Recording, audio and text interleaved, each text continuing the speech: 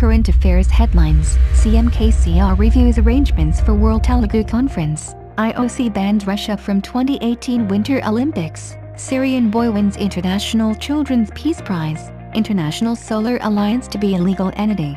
Supreme Court allows Trump travel ban to go into full effect. Center to unveil midterm review of foreign trade policy 2015-20. Successful launch of Akash missile. The World Telugu Conference will be held from December 15 to 19 at Hyderabad.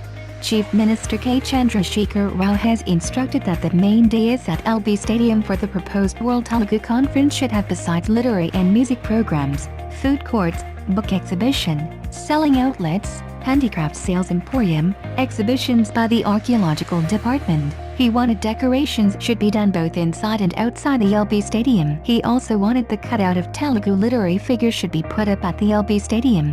The CM held a review meeting on the preparations to be made for the World Telugu Conference at Pragati Bhavan.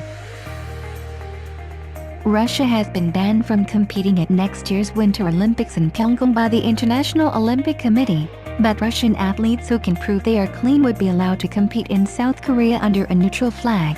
It follows an investigation into allegations of state-sponsored doping at the 2014 Games hosted by Russia in Sochi. In announcing the decision, IOC President Thomas Bach accused Russia of perpetrating an unprecedented attack on the integrity of the Olympic Games and sport.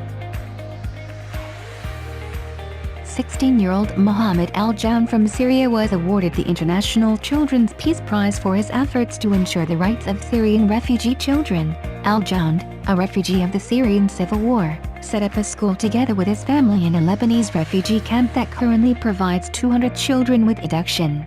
Al Jounde received the prize from Malala Yousafzai, who won the Nobel Peace Prize in 2014 for her work for children's rights. Yousafzai won the International Children's Peace Prize in 2013 for her activist work in education, particularly in terms of its framework agreement, with ratification by Guinea as the 15th country on November 6, 2017. The International Solar Alliance (ISA) will become a treaty-based international intergovernmental organization.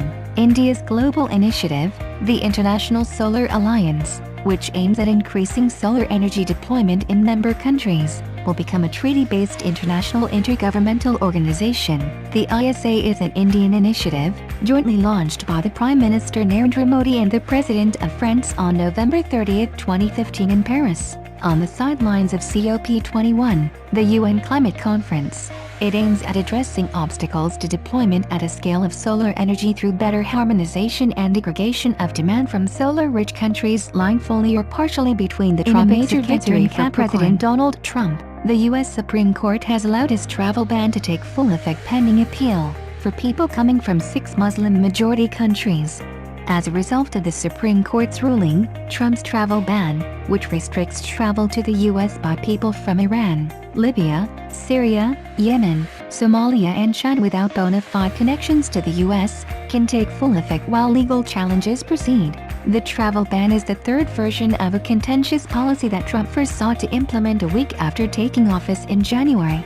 Trump's travel ban was challenged by Hawaii and American Civil Liberties Union in separate lawsuits. They argued that such a travel ban discriminates against policymakers led by Commerce Minister Suresh Prabhu will unveil the midterm review of the foreign trade policy, which is likely to address exporters' concerns to arrest the declining trend of shipments. The mid-review of the much-awaited policy will be released at an event graced by Prabhu, along with top officials, including the Directorate General of Foreign Trade, Atul Chaturvedi, Commerce Secretary Rita Tiosha, and Revenue Secretary Hasmukh Adhia. Exporters have been voicing concerns about the challenges on account of implementation of GST, even suggesting that they be kept out of the ambit of the new indirect tax regime and the drawback refund be expedited as it was blocking their working capital. The surface-to-air Akash missile with indigenous radio frequency seeker against target Banshee has been successfully launched from the launch complex III at ITR Chandipur. The radars, telemetry and electro-optical systems along the coast have tracked and monitored all the health parameters of the missile. This missile is being inducted into Army's Short-Range Surface-to-Air Missile, SRSAM. This is the first surface-to-air missile with indigenous seeker that has been test-fired. With this success, India has achieved the capability of making any type of surface-to-air missile.